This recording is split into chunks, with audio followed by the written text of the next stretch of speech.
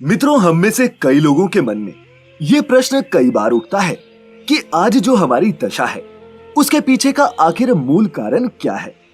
क्या हम जो सुख या दुख भोग रहे हैं उसका हमारे पिछले जन्म से कोई संबंध तो नहीं। आप सबने वो कहावत तो सुनी ही होगी कि जैसी करनी वैसी भरनी, मतलब जैसा कर्म करोगे वैसा ही फल प्राप्त होगा। लेकिन बहुत बार ऐसा भी होता है कि इंसान पूरा जीवन अच्छा कर्म करता है, फिर भी उसके जीवन में दुख ही दुख रहते हैं।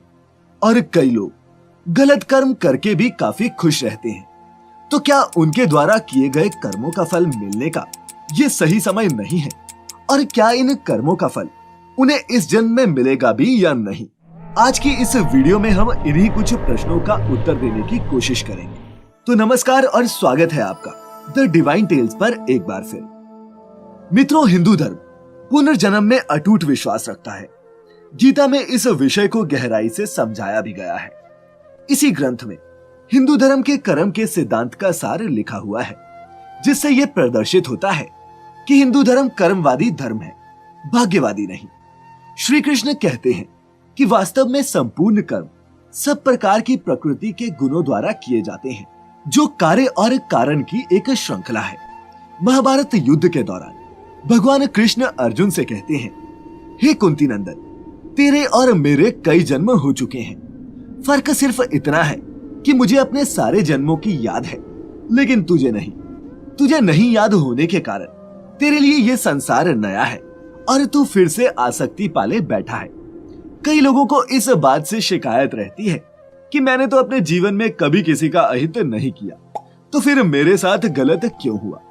वहीं कई बार ऐसा भी देखने में आता है कि कुछ लोग गलत कर्म करके भी सुविधा संपन्न और सुखी दिखाई पड़ते हैं। इस बात को समझने के लिए हमें भगवान कृष्ण द्वारा कही गई एक कथा को जानना जरूरी है, जो कुछ इस प्रकार है।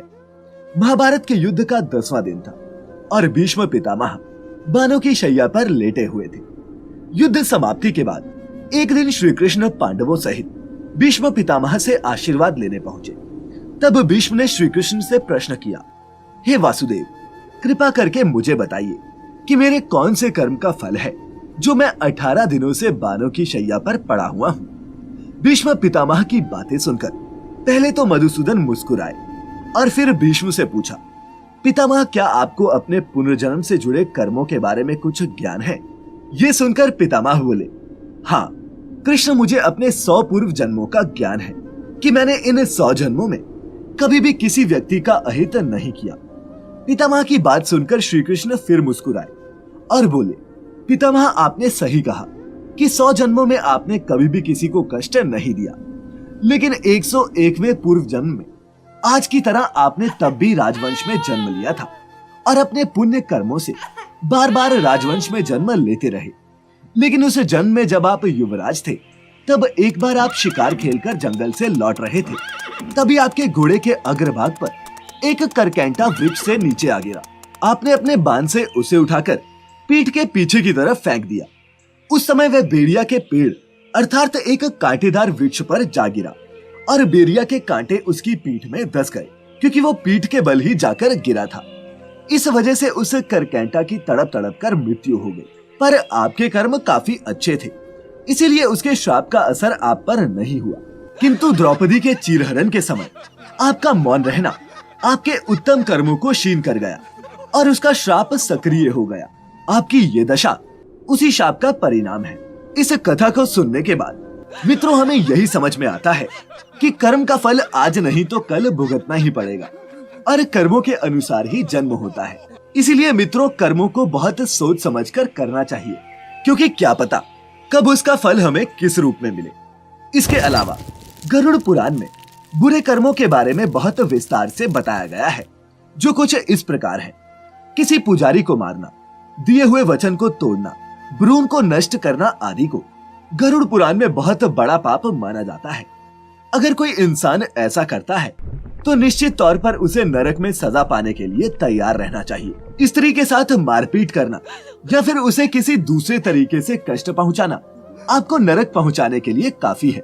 किसी के साथ विश्वासघात करना और किसी की हत्या के लिए षड्यंत्र रचना, इसका रास्ता भी सीधे नरक की ओर ही जाता है। पवित्र स्थलों को हे दृष्टि से देखना, अच्छे लोगों को धोखा देना, साथ ही उनकी बेइज्जती करना और गाली देना, या फिर किसी धर्म, पुराण, वेद या फिर मीमांसा का अपमान करना आदि भी नरक जाने के ही संकेत होते हैं।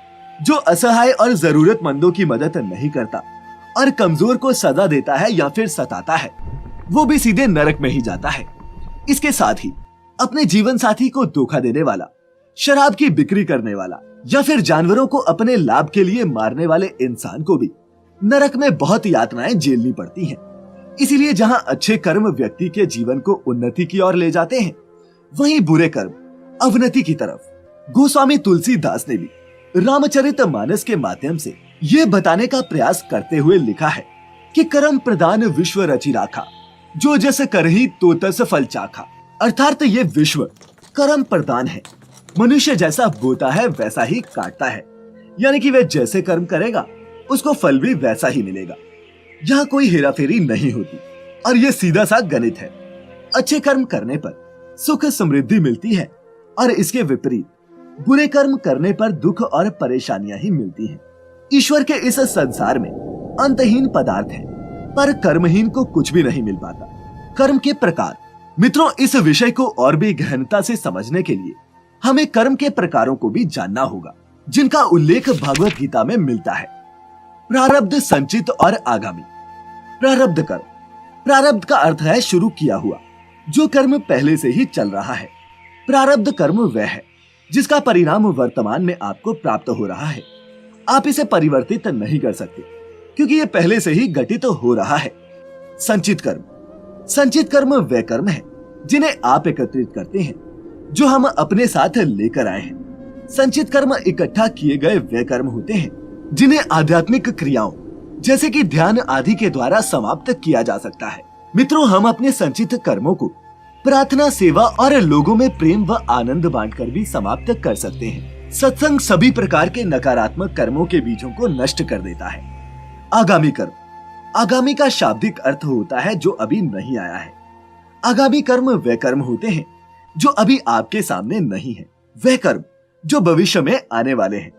यदि आप कोई अपराध करते हैं तो हो सकता है कि आप आज ना पकड़े जाएं, परंतु इस बात की पूरी संभावना है कि आप भविष्य में कभी न कभी पकड़े जरूर जाएंगे। ये आपके द्वारा किए गए कार्यों के भविष्य के कर्म हैं। हमारे मस्तिष्क पर हमारे कुछ कार्य इस प्रकार की मजबूत छाप छोड़ते हैं जो भविष्य के कर्म का रूप ले लेते हैं। तो मित्रों, हिंदू धर्म शास्त्रों के अनुसार ये था कर्म का सिद्धांत। हम सबको अपने कर्मों का फल तो भुगतना ही होगा, क्योंकि कर्म का सिद्धांत अकाट्य है। अब इसी जन्म में भुगतना होगा या फिर अगले जन्म में, यह हमारे कर्मों पर आधारित होता है।